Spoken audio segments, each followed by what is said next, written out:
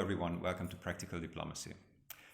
Strictly speaking, this is not even part of diplomacy, as consular affairs constitute a very distinct set of activities, theoretically not as part of diplomatic activities, but parallel with them. However, I believe it is a must to talk about this title, the human reward of being a consul. You see, as a diplomat, there's a good chance you will have consular tasks as well, or work as a consul in certain parts of your career. Even if you don't, you will have consuls working at your embassy. They'll be your friends, you'll help each other out in the everydays. So, whatever way you put it, every diplomat has something to do with consular protection. Yes, apart from the boring administration of visas and passports, it is the consul's task to assist their own citizens who have some problems in the host country. Every country's system is different. Some embassies help with a certain set of problems, some only with acute emergencies. But you help any way you can, okay? So, consular protection. You see, when people get in trouble and you help them, it is already a great and fulfilling feeling in itself. But when people get in trouble abroad, their stress level is through the roof. They are out of their comfort zone and it makes things way worse. And when you help them in such a situation, that is an absolute relief for them, for which they can and usually will thank you. There are very different types of cases with very different levels of gravity. When someone loses their passport in the middle of the night half drunk and is freaking out because their flight leaves in a few hours, and you receive the call waking up to the emergency hotline and you go to the embassy at 2 a.m. to give the poor tourist a temporary passport that will get them home, they will be thankful with a huge smile. When someone tragically passes away in an accident, the spouse or the friends are in a shock and profound grief, and you help and guide them through the unfortunately necessary local administration of what is still an unbelievable tragedy for them, they will be thankful with tears in their eyes. So the levels are different, but the quality is the same: human relief and appreciation. And that makes the long hours and going the extra mile really worth.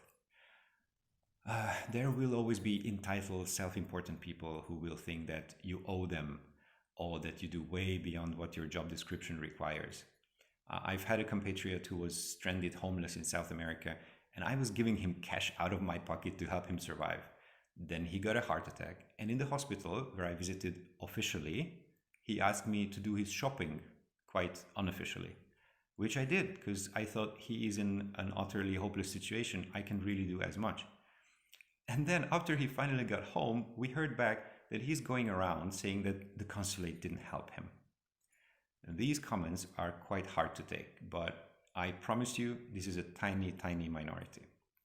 Most of these people will be really appreciative and thankful, and it will give you such a moving and human fulfillment that is rare to find nowadays, because they really feel that you saved them. So once I've been on the phone with a border guard of Cambodia to make him understand that the temporary passport of that lady trying to exit is valid and does entitle her to fly from there to Thailand, where I served at that time. Now, I knew that that document happens to be invalid, unfortunately, because of an administrative mistake. But I also knew that if the border guard halts her there, she will be trapped with no money and no consular office nearby. So I tried all I could, alternating between quiet friendliness and loud direct demands, also bombarding their old school fax machine with official notes that he must let her board that flight or else he will be personally responsible for all the damage.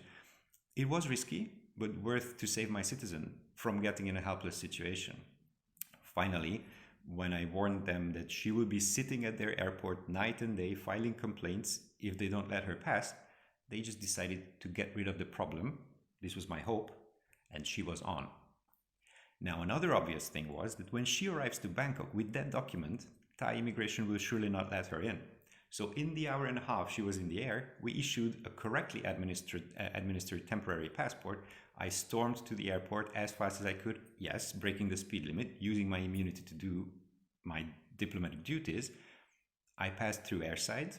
Yes, embassies have that option to welcome delegations. And I caught her just before immigration. I gave her the correct document. I observed her passing through, and all was fine. Now, it is not an everyday occurrence that I get hugged enthusiastically by a person I meet for the first time and who happens to be crying and laughing from stress and relief at the same time. But that is exactly what happened there. And it was all worth the effort. When the COVID pandemic struck, I was posted in Lima, Peru. And we had many citizens stranded, not only in the more accessible cities, but also up in the high Andes mountains and beyond those in the Amazonian jungle. And the government forbade all movement. So as the weeks have passed, these people slowly ran out of money, resources, food, hope. We tried everything together with other embassies, but the government and the police stonewalled any attempt. No transport. Now imagine them and their relatives from home calling us in complete despair. And finally, our never-ceasing tries got through. We started getting a few police permits for transports, sending pickup trucks for them, in some emergencies even our own diplomatic cars to get them out of those places. And those lovely and heartfelt messages received after getting these people safely home, oh man, that's really enough to make all efforts worth, enough to go through the worst days with a smile, and enough to strengthen the drive to be helpful to the maximum.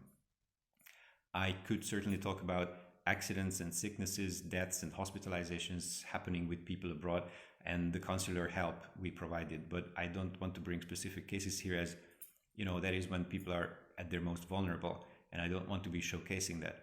What I will say though is that obviously the bigger the problem or human pain, the more important you are as a consul, being these people's reliable support. And the bigger the relief at the end, the bigger the emotional human reward will be. Dear friends, I do have a kind request here. If you are a consul or ever become a consul, don't you dare say the words, "It's not my job," to people in trouble. I know not everything is a consul's job. They know it too.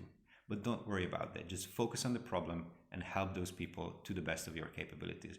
Even if you don't get paid for it, even if you have to do it after hours or out of your own pocket, even if you must bend a few rules while doing so. Just help them any way possible. End of story. Thanks for watching, keep promoting peace, and see you in the next chapter.